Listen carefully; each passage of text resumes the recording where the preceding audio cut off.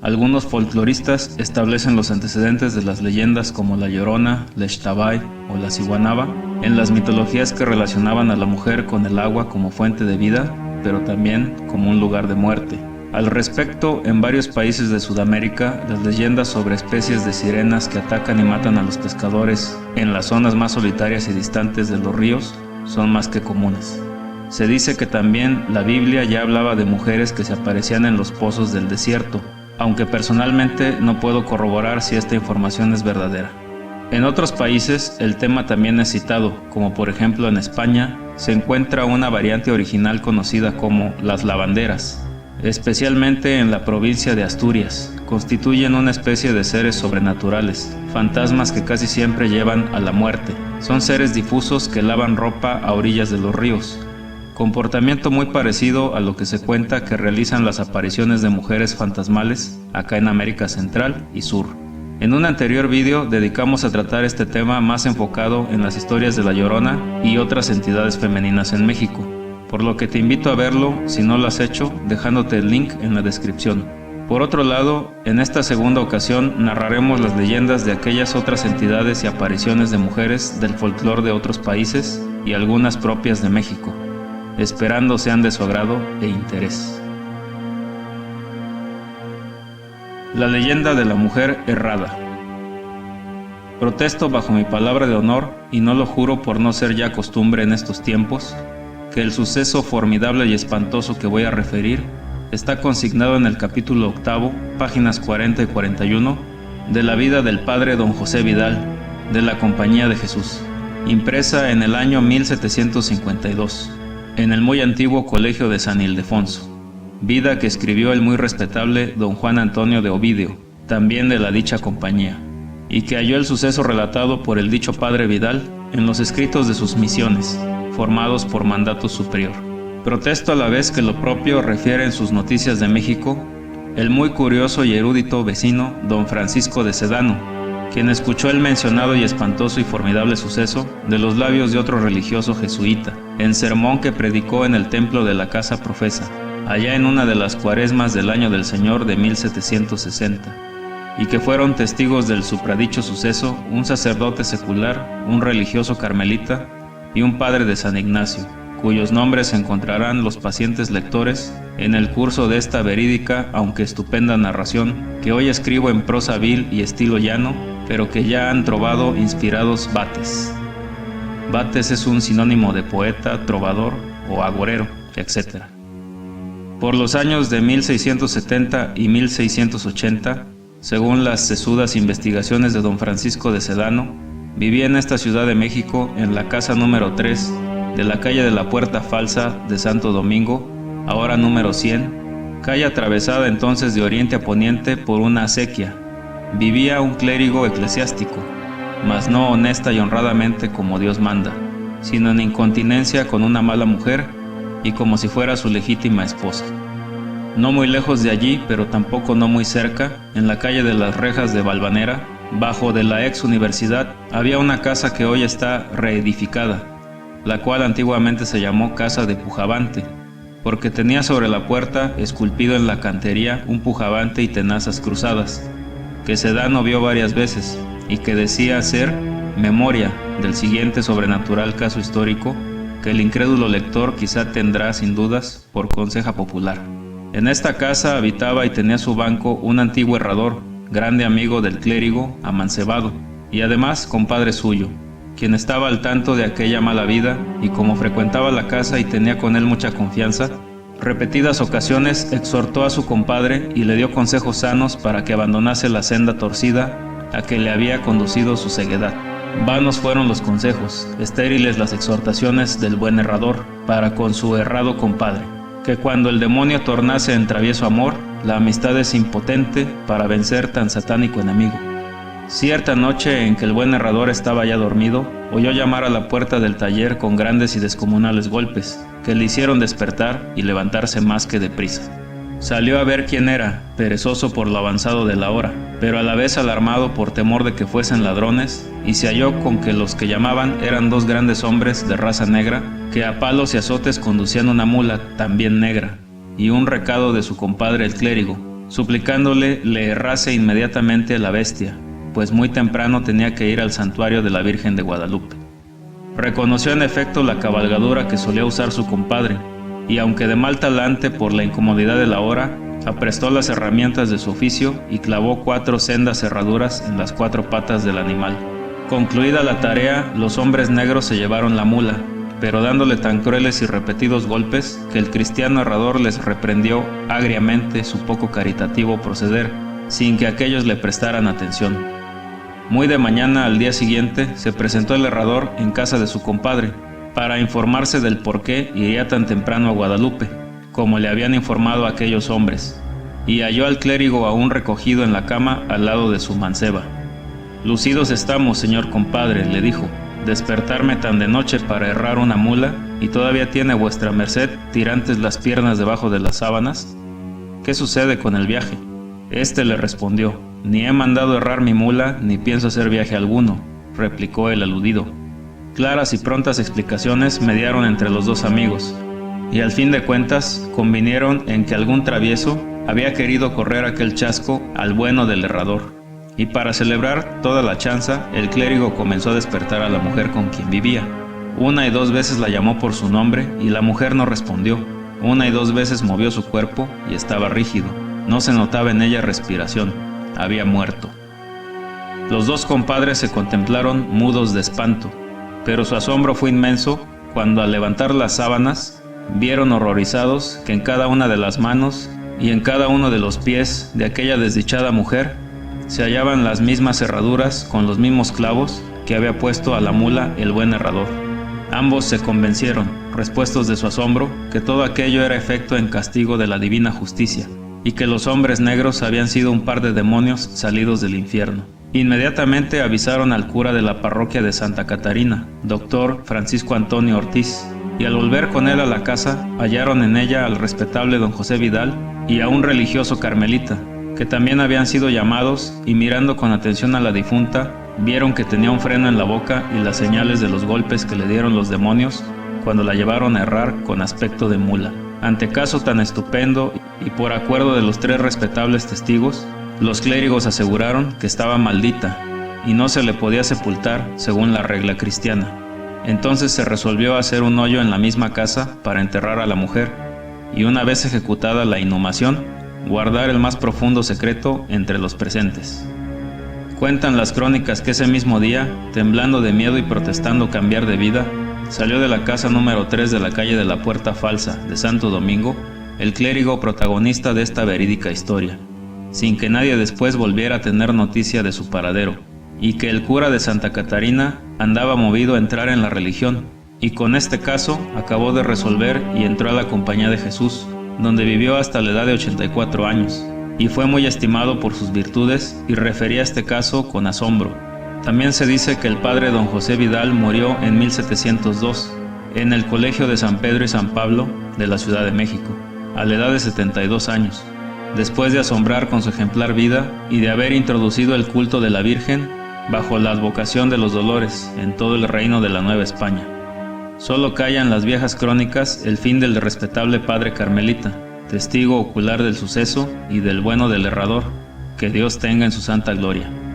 Esta leyenda es tomada del libro de Luis González Obregón, Las calles de México, ediciones Botas, 1944. Se respetó la ortografía del texto original y a su vez fue publicada en Relatos e Historias en México, en el número 127, y de donde les dejo el link en la descripción del vídeo. La historia o leyenda de la planchada es muy famosa en México. Esta tiene 2 versiones, de las cuales contaremos aquí ambas. La versión antigua. Esta versión data del tiempo de la guerra con Estados Unidos en 1847, cuando el Hospital San Pablo, después Hospital Juárez, en Ciudad de México, atendía a los heridos, justo cuando Antonio López de Santana perdió gran parte del territorio mexicano. Se dice que ante el exceso de trabajo y el escaso personal del hospital, las enfermeras se quedaban dormidas, y al despertarse apresuradas por atender a los pacientes, se encontraban con la sorpresa de que ya habían sido atendidos por una enfermera que nadie conocía. Los trabajadores y soldados de guerra se pusieron de acuerdo para seguir a la mujer que los atendía, y según ellos, desaparecía a los pocos metros. La describían como una mujer hermosa, rubia de ojos azules, que caminaba muy derechita y con un uniforme impecablemente blanco y reluciente, como si éste brillara, y perfectamente almidonado. Nadie sabía quién era, ni de dónde provenía, ni cómo en su caso habría muerto. La versión moderna de la planchada, y la más conocida, es que era una enfermera de nombre Eulalia, y entró a trabajar en el Hospital Juárez de Ciudad de México a mediados del siglo XX. Era enfermera de vocación porque le gustaba atender muy bien a los pacientes, por lo que se ganó la simpatía de todo el personal del hospital. Dicen que era muy bonita, rubia de ojos azules, y siempre estaba impecable. Llevaba su uniforme blanco muy almidonado, siempre bien planchado. Eulalia se enamoró del doctor Joaquín, un joven apuesto que comenzaba su carrera de medicina. Quedó impactada cuando realizó un servicio médico con él.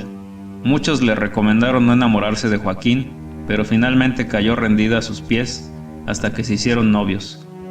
Joaquín era conocido en el hospital por ser un poco presumido y coqueto con otras mujeres. Finalmente el doctor le propuso matrimonio a Eulalia y ella estaba extremadamente emocionada. La ilusión de Eulalia con la boda era perceptible a primera vista. Sin embargo, un día Joaquín le encargó a la enfermera un traje de gala con el argumento de que era para una recepción elegante. Eulalia lo guardó en casa y Joaquín al día siguiente fue a cambiarse, y al mismo tiempo platicó con ella, diciéndole que se iría 15 días a un congreso. A Eulalia le pareció raro, pero nunca se imaginó el desenlace.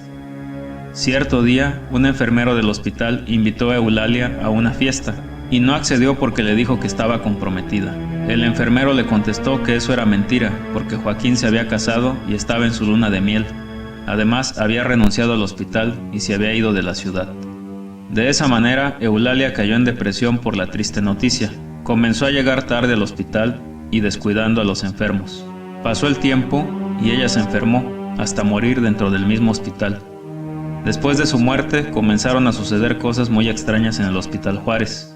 Algunos pacientes graves comenzaron a comentar al personal que había una enfermera muy bien vestida y planchada que los cuidaba o administraba medicamentos, y las enfermeras, sorprendidas, argumentaban que ellas no habían sido, y que por la descripción no la conocían. Así comenzaron a aparecer testimonios de pacientes hasta que la bautizaron como la planchada.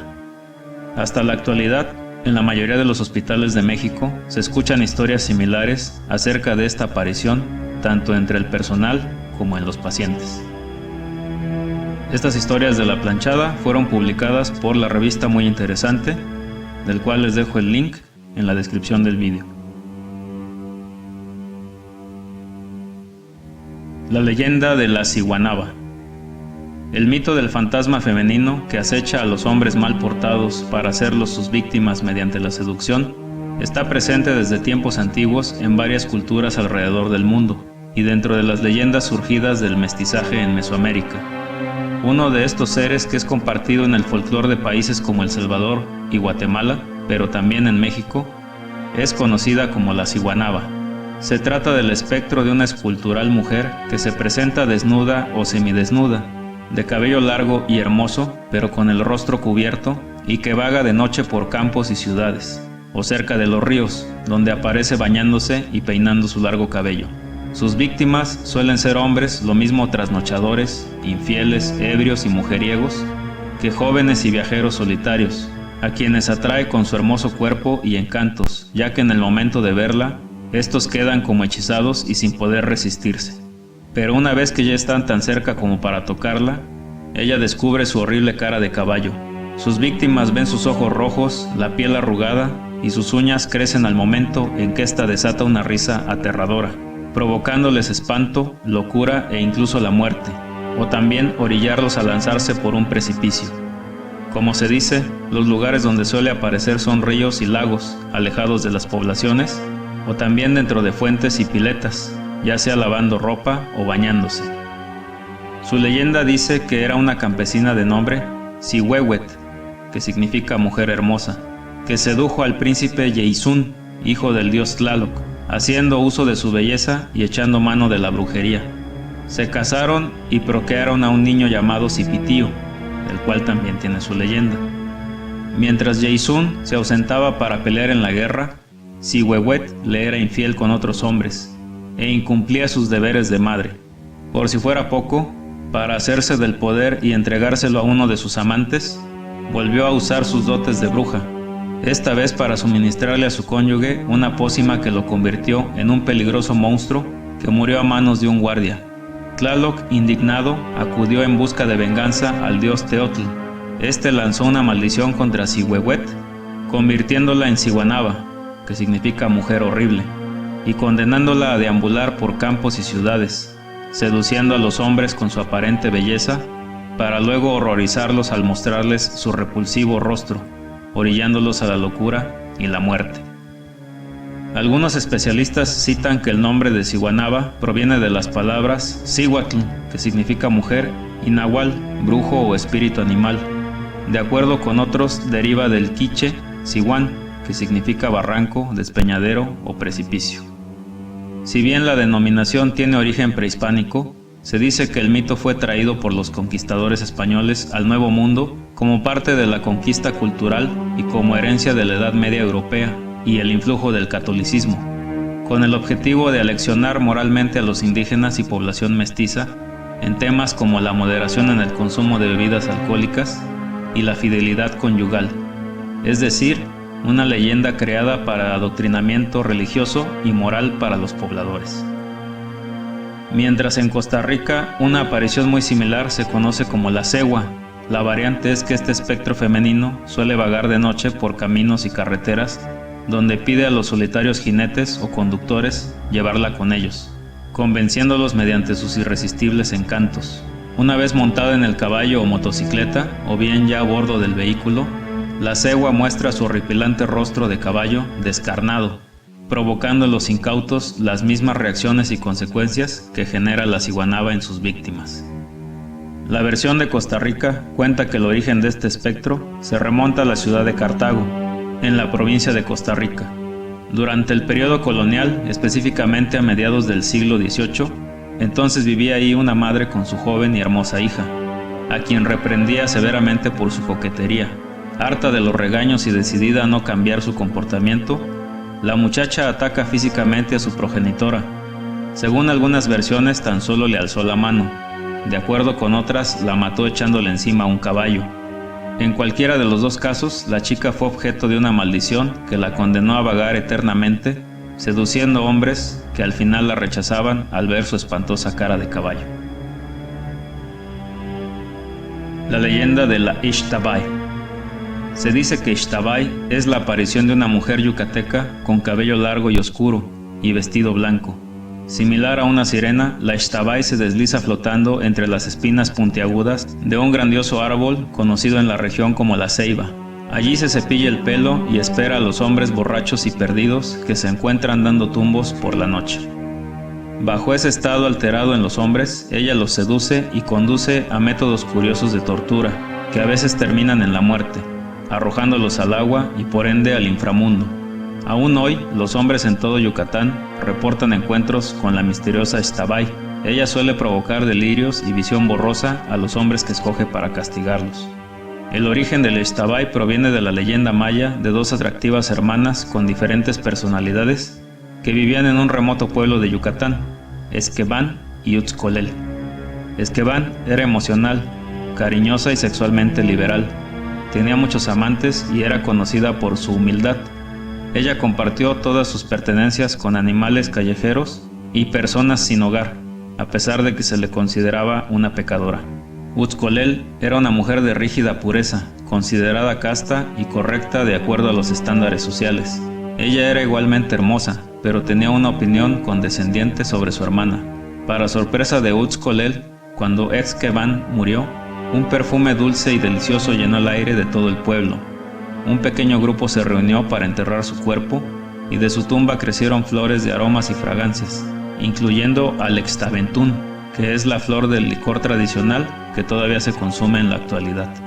Utzcolel se sorprendió por esta belleza que la muerte de su hermana inspiró. Altivamente pensó que su propia muerte sería más celebrada. Cuando ella murió, todo el pueblo fue a su funeral, pero había un hedor malvado en el aire. y de su tumba creció una planta cactácea y puntiaguda llamada Tezcacam. Infeliz con esto, Uzcolel pactó una venganza con la muerte y ahora regresa a la tierra de los vivos como la Ixtabay, dedicada a seducir y castigar a los hombres rebeldes. Como en el caso de la Ciguanaba, algunos historiadores explican que esta leyenda fue modificada por los sacerdotes españoles para crear orden y disciplina. Usando los símbolos mayas originales, los sacerdotes manipularon las leyendas para promover la colonización. Por ejemplo, en esta leyenda, el árbol de ceiba, que para los mayas es sagrado, se asocia con la oscuridad, como un símbolo misterioso del mal. Al transformar el significado del árbol de bueno a malo, los colonizadores podían promover el cristianismo como salvación. Como resultado de esto, la leyenda es considerada mestiza, una combinación de cultura indígena y española. Históricamente, el término Xtap se utilizaba para referirse a una antigua diosa maya de la muerte. Xtap, que significa la de la cuerda, es la diosa del suicidio y esposa del dios de la muerte, Chamer o Apuch, en la mitología maya. Xtap es el nombre maya de una mujer mitológica, según consta en el Códice de Dresde. También era la divinidad de la horca. Se le relacionaba con la vida futura en el paraíso y los suicidas por ahorcamiento recibían su protección. En la tradición maya se consideraba el suicidio como una manera extremadamente honorable de morir, a un nivel similar al de las víctimas humanas de sacrificios, guerreros caídos en batalla, mujeres muertas por parto o sacerdotes. Xtap era comúnmente representada como un cadáver parcialmente descompuesto, con los ojos cerrados, colgando de un árbol. Su papel como divinidad era el de proteger a los suicidas, acompañándolos y guiándolos a un paraíso especial. A este papel se le llama Xicopompo, o guía de almas. También se cuenta que era la hermana de la diosa Ixchel. En la descripción del vídeo les dejo un link con la historia completa sobre este tema para quien desee saber más.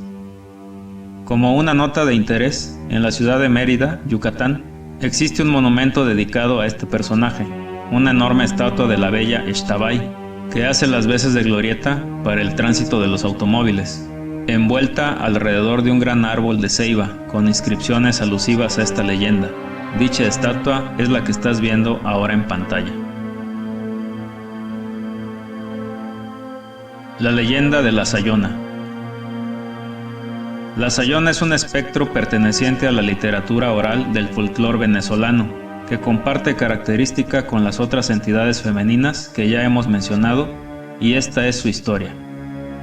Cuenta la leyenda que allá por la época colonial vivía una pareja de enamorados. De tanto cariño que se mostraban, nació una preciosa niña a la que llamaron Casilda. La niña vivió durante su infancia rodeada de amor y de pequeños lujos. Todo lo que Casilda necesitaba o quería, eso tenía. Como Casilda fue hija única, sus padres la consintieron hasta el límite de lo absurdo. Los vecinos apenas si podían acercarse a la niña por temor a presenciar algunos de sus terribles berrinches cuando no era complacida. Pasó el tiempo y Casilda se convirtió en una bella mujer, alta y delgada. Las mujeres envidiaban su belleza y los hombres deseaban algún día poseerla. Pero los caprichos de Casilda sobrepasaban su belleza. Si ella decidía que algo no le gustaba o no era como ella quería, gritaba tan fuerte que todos los vecinos se enteraban de sus tragedias. Un día un joven bueno, apuesto y muy paciente se cruzó en su camino. Se llamaba Juan y trabajaba en el pueblo. En cuanto Casilda lo vio, decidió que ella tenía que ser su esposa, así que mandó a su mamá al pueblo para que lo convenciera de casarse. Tardó 3 días en convencerlo, pero al final logró que fuera a ver a su hija. Cuando Juan vio a Casilda, quedó prendado de su belleza. Se casaron al poco tiempo y tuvieron un hijo sano y hermoso. Juan era muy bueno con Casilda y siempre le tenía mucha paciencia. La trataba como si de una verdadera reina se tratara. Poco tiempo después, la mamá de Casilda enviudó. Como Juan le tenía mucho cariño a su suegra, a cada rato iba a su casa a hacerle compañía. A Casilda le tenía sin cuidado las atenciones de Juan con su madre, todo lo contrario, le quitaba un peso de encima de tener que hacerse ella responsable. En una ocasión, Casilda escuchó parlotear a las vecinas sobre maridos infieles y parranderos. Ella, toda engreída, les dijo que sentía lástima por ellas, que eso jamás le sucedería, mucho menos con un esposo tan bueno como el que tenía. Entonces una de las vecinas, la que tenía más experiencia debido a sus 3 matrimonios, le dijo lo siguiente: Ya lo verás, mi niña, al principio todos los maridos son tiernos y cariñosos, pero con el paso del tiempo se aburren de una y necesitan otro tipo de diversiones. A todas nos pasa y seguramente a ti también te pasará. A Casilda le gustaba pasearse muy engreída por el pueblo, pero a nadie le hacían gracia sus desplantes de niña rica, porque comía lo mismo que todos y su marido ganaba lo mismo que los otros maridos. Fue así como Gregorio, el tipo más temerario y embustero del pueblo, quiso hacerle una bromita, así nomás, para darle una lección de humildad a la señora. Como sabía que Casilda iba todas las tardes a bañarse al río, se escondió en un árbol que estaba cerca y esperó pacientemente. Esperó hasta que Casilda se desvistió por completo. Esperó aún después de que Casilda se metiera a bañar. Y todavía dejó pasar un poco de tiempo para que jugara con las aguas y se relajara con el canto de las aves. Fue entonces cuando salió de su escondite y se mostró arrogante ante la bella Casilda. La pobre comenzó a gritar de miedo y de angustia. Ya se imaginaba ultrajada por el borracho del pueblo. A este le gritó: «Pervertido, ¿por qué me espías si tú ya tienes mujer?». Pero este solo sonrió y le dijo: «Nadie te está espiando. No eres tan bella como te gusta creerlo. Solo vine a advertirte, mujer, que tu hombre te está cambiando por otra», dijo Gregorio sin nada de tacto. «Mientes, él sería incapaz», le gritó Casilda. «Yo solo te digo lo que vi, allá tú si no me quieres creer». A lo que ella le preguntó: «¿Con quién me engaña?». «Tu marido te está traicionando con tu propia madre». «Eso es imposible, mi madre ya está vieja, en cambio yo soy joven y atractiva ante sus ojos». A lo que éste le dijo: «Pues cada quien sus gustos, ¿o no se te hace raro que Juan esté siempre metido en la casa de su suegra, cuando debería estar en la tuya?». Casilda se tragó completamente la mentira de Gregorio. De pronto el río en el que se bañaba comenzó a hervir y su mirada juguetona se transformó en 2 agujeros negros sin fondo. No podía creer cómo es que ella, la hermosa Casilda, la que siempre se salía con la suya, ahora era burla de su madre y su esposo, al que siempre había creído honrado y leal con sus principios. Pero ya se lo había dicho la vecina: todos los hombres son iguales. Gregorio, quien creyó que sería divertido gastarle una broma a la engreída Casilda, de pronto sintió miedo al ver su transformación. Así que simplemente huyó de la escena, sin siquiera decirle que solo se trataba de un juego. Sin pensarlo siquiera, Casilda corrió a su casa y le prendió fuego. No podía soportar ver de nuevo la casa donde tanto amor le había profesado a Juan. Ella pensó que Juan no se encontraba en casa, por lo que fue una sorpresa cuando escuchó entre las llamas el llanto de su bebé y los gritos de su marido.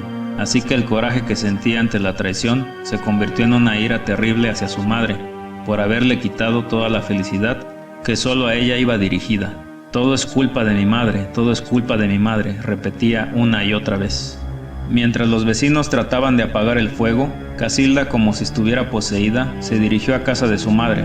Se presentó ante ella y le contó que ya sabía toda la verdad entre ella y su marido, que ahora sería inútil negarlo. La madre intentó explicarle a su hija lo absurdo de aquella afirmación, pero Casilda ya no podía escuchar. Cerca de la chimenea había un machete y con este acorraló a su madre. La mamá, que tanto se había sacrificado por darle todo lo que Casilda quería, comenzó a sentir lástima por su hija, la cual ahora se había convertido en un monstruo. Así que viéndola a los ojos le dijo: «Jamás te mentí y tú cometiste el peor pecado, matar, pero yo te condeno, sayona».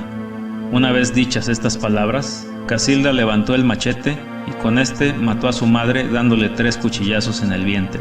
Desde entonces se cuenta en el pueblo que en cuanto un hombre decide serle infiel a su esposa, se le aparece una hermosa mujer pidiéndole de favor que le encienda un cigarro, y una vez que estos acceden, el angelical rostro de la mujer se convierte en uno espectral con dientes filosos como machetes, similares a la hoz de la propia muerte. Tan horrenda es que muchos mueren solo del susto, y los que sobreviven son acosados en diversas formas hasta producirles un infarto o hacer que se caigan por un barranco. De esta forma, la muerte de estos infieles siempre parecerá un accidente. Como amantes de las historias de terror y de misterio, les dejo una de viva voz compartida por un gran amigo y que se encuentra muy relacionada con las apariciones de espectros y fantasmas de mujeres en lugares apartados donde corre agua, a aquellos paseantes nocturnos que transitan por allí ya muy de noche. No sin antes recordarles que apoyan mucho al canal con su poderoso like y compartiendo el vídeo con sus amigas, amigos y familiares, sumándose a nuestras otras redes sociales donde compartimos bastante contenido relacionado a estos temas. Los links están como siempre en la descripción.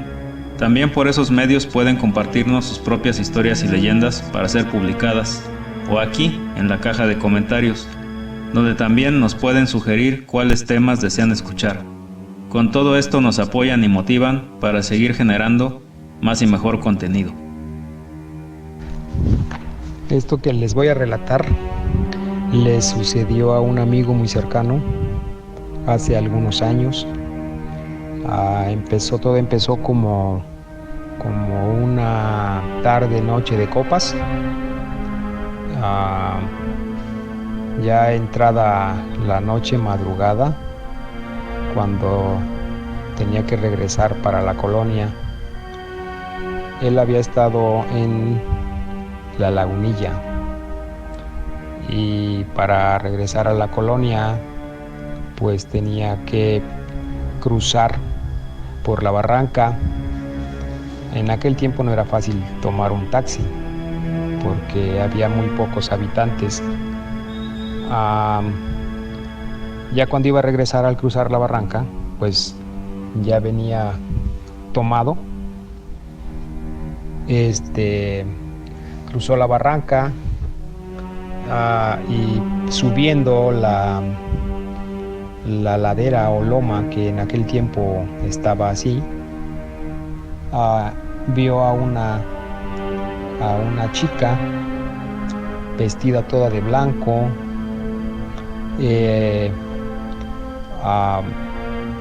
muy muy guapa,